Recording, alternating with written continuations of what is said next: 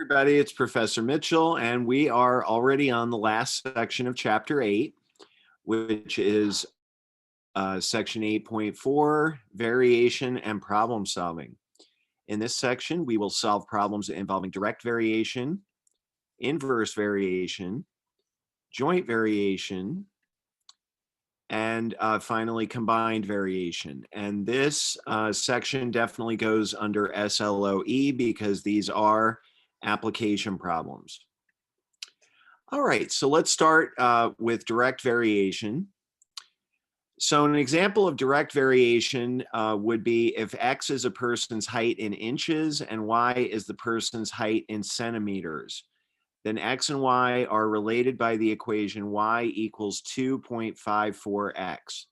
In other words, you take the person's height in inches and multiply it by 2.54. So the reason this is an example of direct variation is because Y is a constant multiple of X, always a constant multiple of X.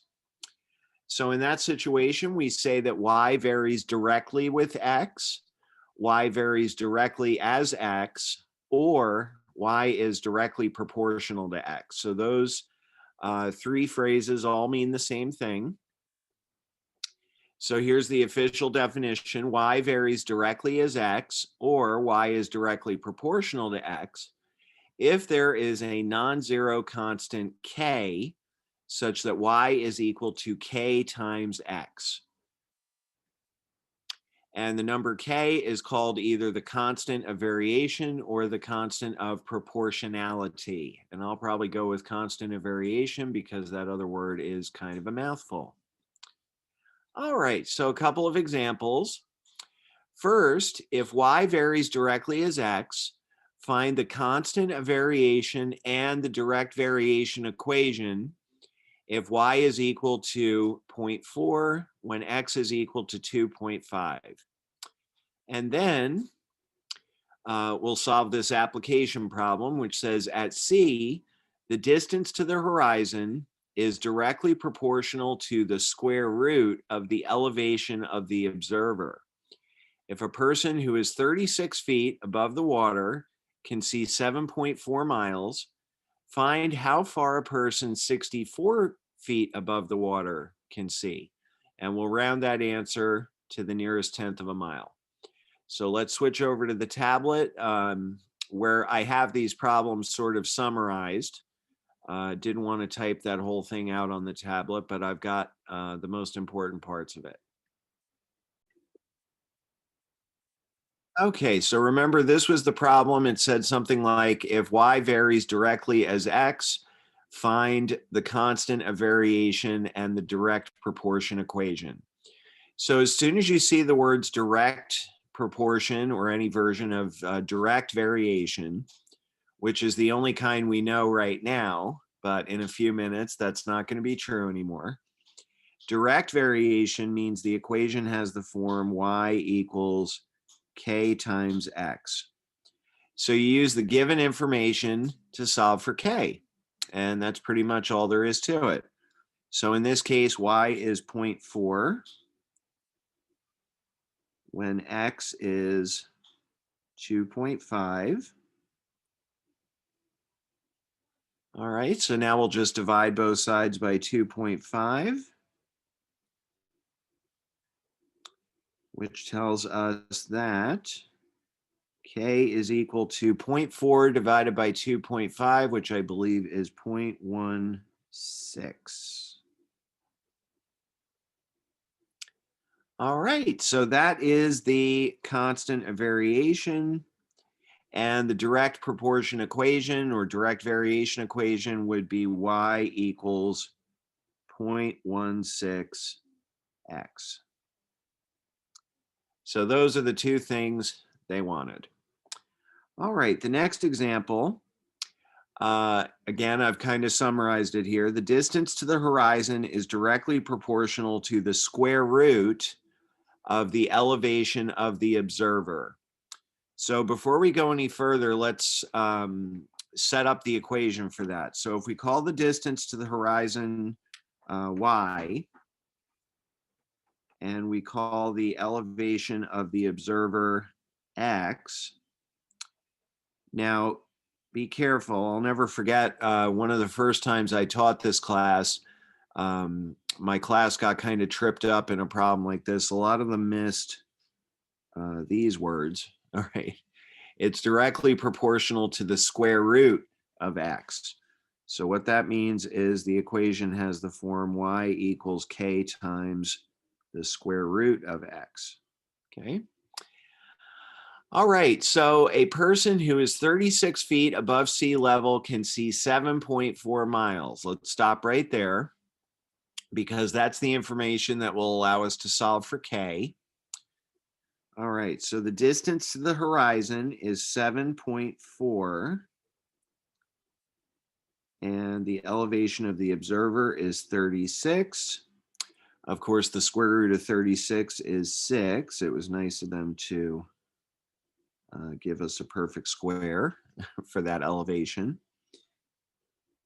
Okay, so that means that K is equal to, and I don't know that there's any magic number of decimal places you have to include here. You know what? I think I remember this answer, believe it or not, but let's just double check. So 7.4 divided by 6. Yeah, it's a repeating decimal. I'll call it 1.233. All right. So that means our equation is y equals 1.233 times the square root of x. Now, if this example was like the last one, we would be done, except this time they want to know how far can a person 64 feet above sea level see? Sea level see. All right, so in other words, what is y when x is 64? All right, so that's pretty easy, right? Y equals 1.233 times the square root of 64. 1.233 times 8 is about 9.86666. And I think they said they wanted that to the nearest tenth. So let's get rid of that equals and put a wiggly equals, which means approximately. It's approximately 9.9 miles. All right. So that takes care of direct variation. So let's go back and see what's next. Yep, nearest tenth of a mile. All right, so that brings us to inverse variation. Y varies inversely as x, or y is inversely proportional to x if there is a non-zero constant k such that y equals k divided by x.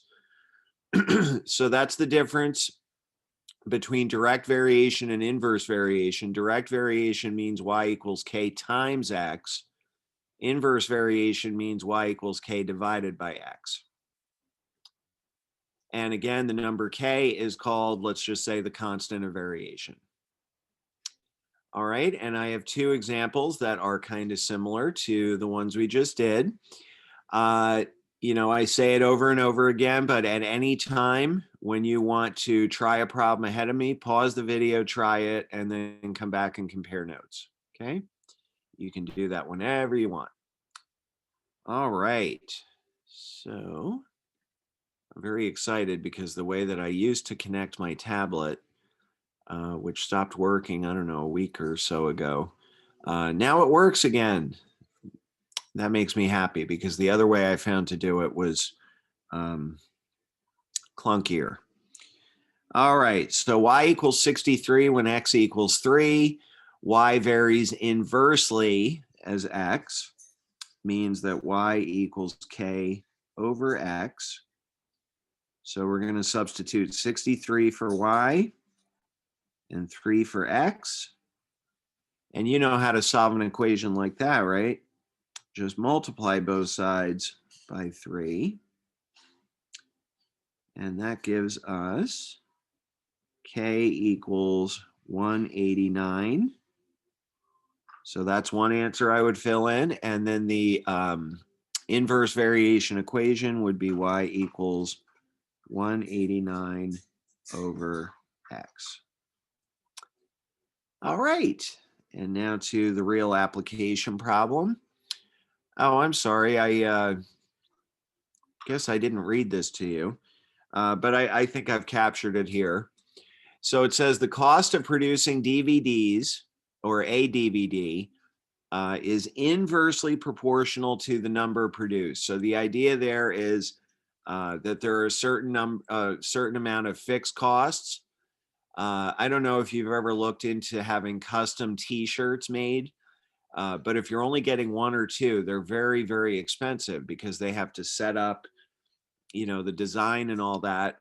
But if you order 100 of them, they are much cheaper per shirt because now all they have to do is just print the shirt. So really the only additional cost is, the cost of the plain T-shirt and maybe the cost of a little bit of ink and some labor. All right, so this is kind of similar. The cost of producing a DVD is inversely proportional to the number produced. And 4,000 DVDs can be produced for $1.20 each. So the question is, what is the cost per DVD when 6,000 DVDs are produced? Because it's inversely proportional, well, first of all, let's set up our variables. So let's say the cost of producing a DVD is Y. The number produced is X. And by the way, I want to mention that you don't have to use Y and X. If you would rather use C for cost and N for number, that actually makes a lot of sense because then it's easier to keep track of what stands for what. And I think you'll see me do that in a later problem. In some of these later problems, there are 3 or even more variables. And so I may name them, things that will help me remember what they are. All right. So Y equals K over X. I'm going to use the given piece of information to figure out K. So 4,000 DVDs can be produced for $1.20 each. That means Y is $1.20 when X is 4,000. So we'll multiply both sides of this equation by 4,000. Goodbye, goodbye. All right, so K equals 4,000 times $1.20, which comes out to 4,800. All right, so now we have Y equals 4,800 over X. And the question is, what is the cost per DVD when 6,000 DVDs are produced? In other words, what is Y when X is 6,000? Well, that's easy, right? Y equals 4,800 divided by 6,000. 4,800 divided by 6,000 comes out to exactly 80 cents. All right, I really should be following Mitchell's commandments here. I'm sort of doing Mitchell's first commandment, right? I labeled the things with what variables I was using for them. But I should also write my answer as a complete sentence. So it would say something like each DVD costs 80 cents when 6,000 are produced. All right, so what's next?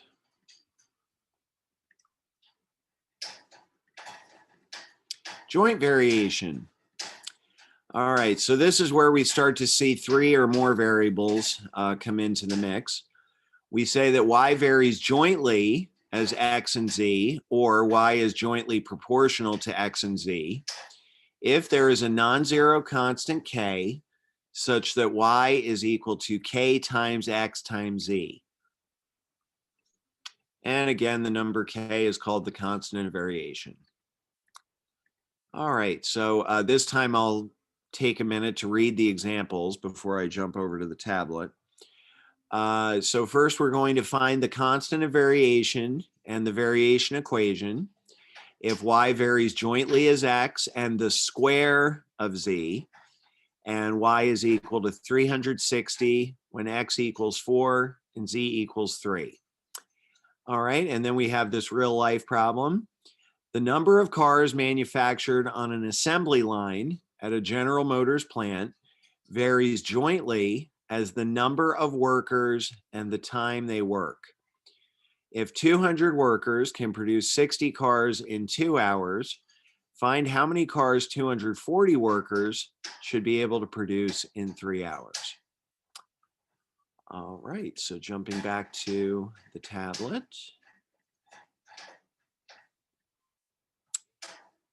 Okay, we have y varies jointly as x and the square of z. So let's write that equation. Y equals k times x times z squared. So don't forget it said the square of z. And then y equals 360 when x equals 4 and z equals 3. All right, so now you just crunch those numbers. K times 4 times 9. 4 times 9 is 36. So that means that K equals 10. All right, and that was one of the things they asked for. The other thing they asked for was the joint variation equation. So that would be y equals 10x z squared.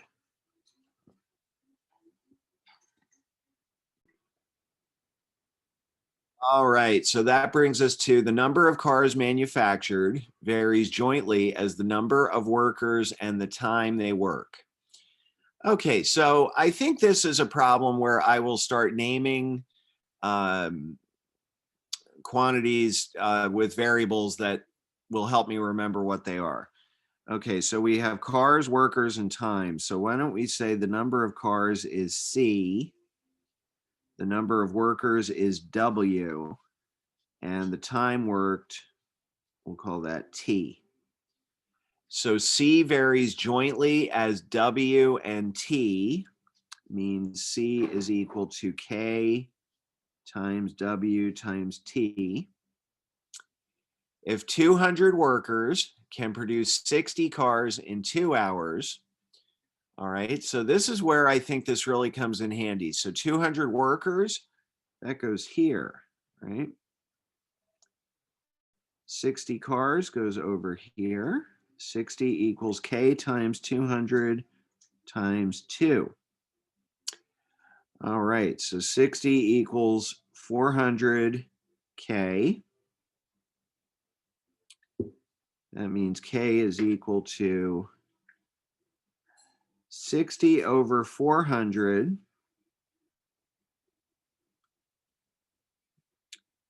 And let's see, 60 over 400. I think I know what that is.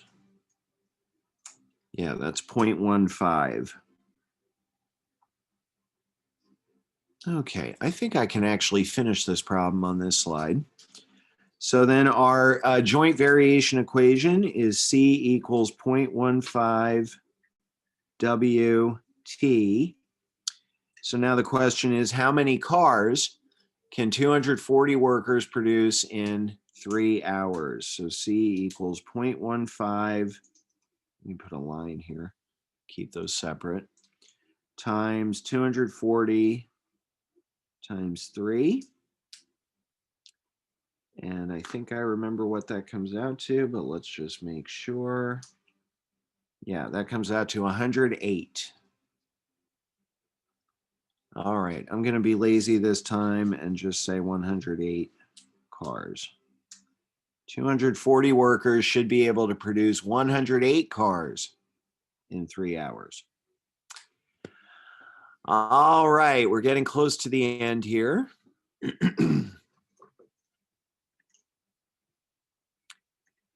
Okay, then we have combined variation. I'm not going to do a whole lot with combined variation.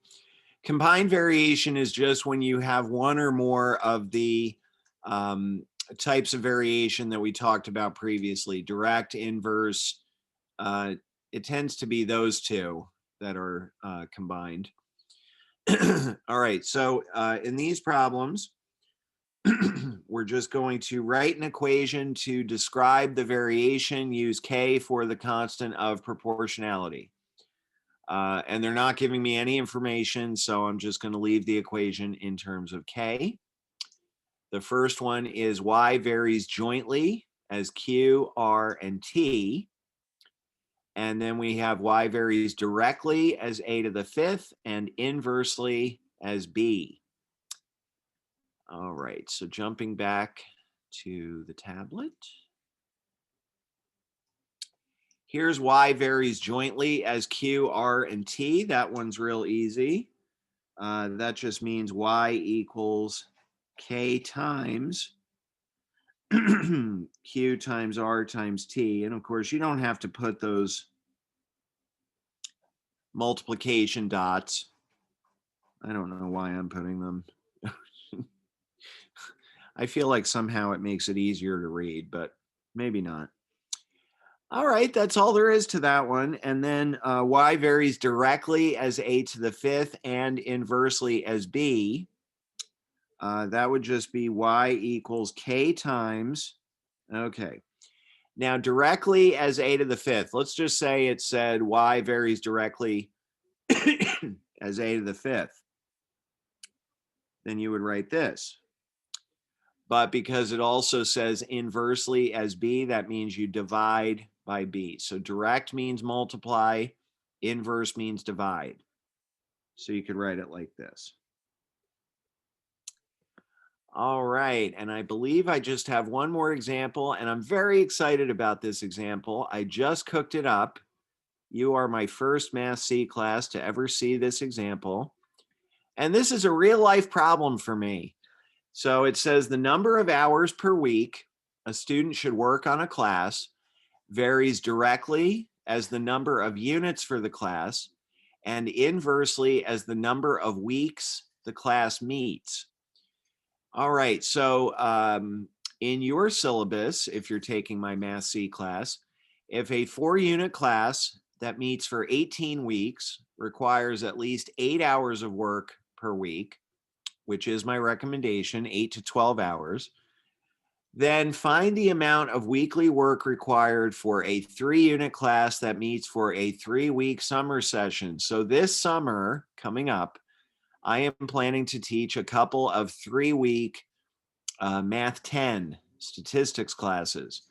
So solving this problem will really help me. When I write my syllabus, I always write how many hours a week should you plan to spend working on this class. So we're going to figure that out right now together. Okay, so switching back to the tablet one last time.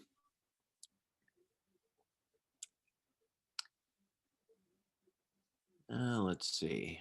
Here we go. Okay. So again, we have 3 different variables here. Let's decide what we should name these. The required hours for the class vary directly as the number of units and inversely as the number of weeks. So why don't we call required hours H, the units will be U, and the number of weeks will be W. So if H varies directly as U and inversely as W, that's just like the one that we just did, right? That means that H is equal to K times U divided by W. All right, so next, a 4-unit class that meets for 18 weeks requires at least 8 hours per week. So this is how we're going to figure out K. So 8 hours a week, that means H is 8. 4 units means U is 4, and 18 weeks means W is 18. All right, so now we will multiply both sides by 18.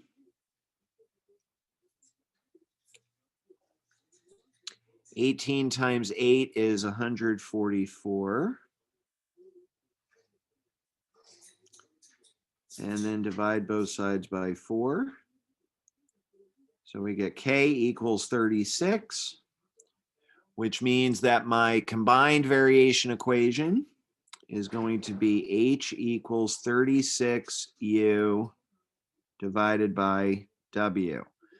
So I'm trying to figure out what should I tell my summer Math 10 students who sign up for a 3-unit class that meets for only 3 weeks. So what is h when u equals 3 and w equals 3?